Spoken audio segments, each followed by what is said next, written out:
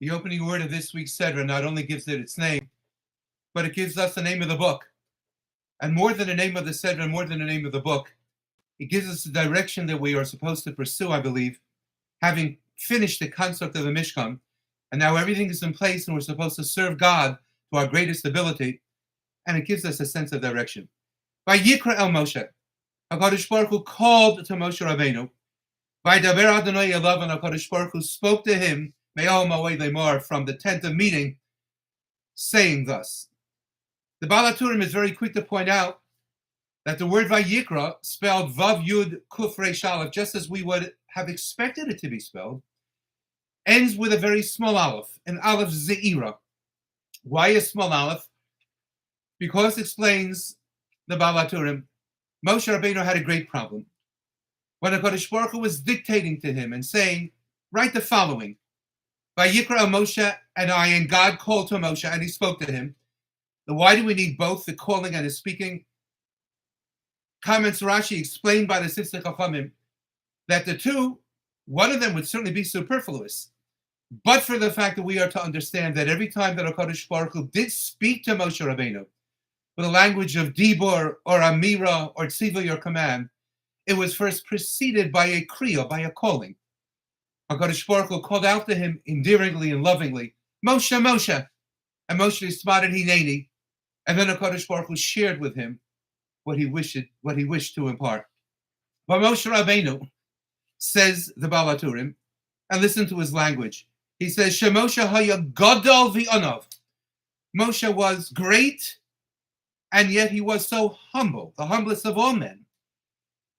And even though he was so great, and even though he understood that he was chosen by God above all other men to take the Bnei Yisrael out of Egypt, and to ultimately oversee everything that would occur in their journey in their desert, leading them to the land of Israel, and even though he was chosen to receive the Torah at Har Sinai above all others, and he was the spokesperson and conduit and mouthpiece for God, but he was so humble, understanding that though he had that ability, the fact that HaKadosh Baruch Hu chose him and called upon him to do so, while he didn't feel that he really was necessarily deserving of that, because every ability that one is given comes from God. One hasn't earned it.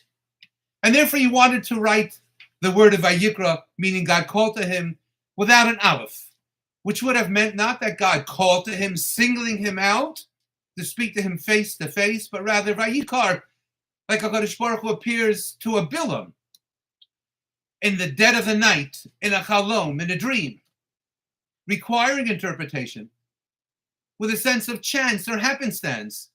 That's how Moshe Rabbeinu wanted to write Vayikra, and HaKadosh Baruch Hu said, no, Moshe. You write Vayikra with an aleph, not Vayikar, that I happened to appear to you, and then decided to share something with you. But it was very meaningfully set. I chose to appear to you, and to speak to you, and to command you, because you are you. So they came to a compromise, a settlement.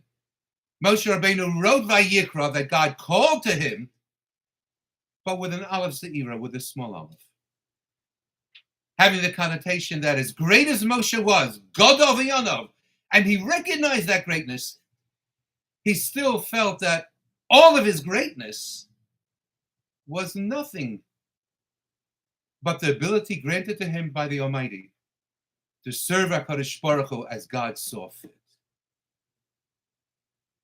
Well, isn't it interesting, I suggest to you, that this lesson that we are told regarding every conversation that God had with Moshe occurs here at the opening of our Sefer Vayikra, the Seder Vayikra, when God says to Moshe Rabbeinu, Daber b'nei Yisrael, speak to the children of Israel, v'omarta alehem, and say unto them, Adam ki yakriv mikem korban lashem. That when a man will sacrifice from yourselves to HaKadosh Baruch Hu, and we have all of the laws and the minutiae of sacrificing in the Mishkan and ultimately the Beis Hamikdash. And well known to us is the Ramban and others who explain that the notion of a korban, a sacrifice, means that one is bringing oneself closer to God and looking upon the animal that is brought on his behalf as if it was really the person himself. But for the fact that HaKadosh Baruch Hu says that we can offer a substitute for ourselves, we really should have been offered on the altar of HaKadosh Baruch Hu. Isn't it wondrous that this important lesson of recognizing one's abilities, yet simultaneously feeling oneself so modest as a recipient of the abilities invested within us by God, that all of them are granted us solely to serve Him in accordance with His purpose, is mentioned by Karbanos? And I couldn't help think to myself,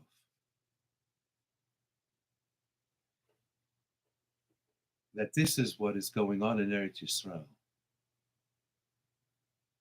On that fateful day, Shmini Atzeres, Chutz La'aretz, and Shmini Atzeres, Simchas Torah in Eretz Yisrael, endless numbers of young men heard the call of HaKadosh Baruch Hu. And how many have continuously heard that call,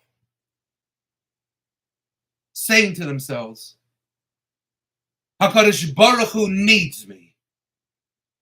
And I have the ability to fight on His behalf and on behalf of the nation of Israel, the people of Israel, the mothers and fathers and grandparents and children and siblings and spouses and grandparents of Israel. And if I have that ability, then I need realize that even if it requires my giving up my very life, well, who am I? I'm just a very small piece of HaKadosh Baruch Hu's grand scheme within the story of the world and the nation of Israel. I'm an Aleph Ze'ira. And the Os and the letter Aleph, unlike any other letter in the Hebrew alphabet, always stands effectively in one way or another for the person himself. Ani, Anochi, Ich, I am.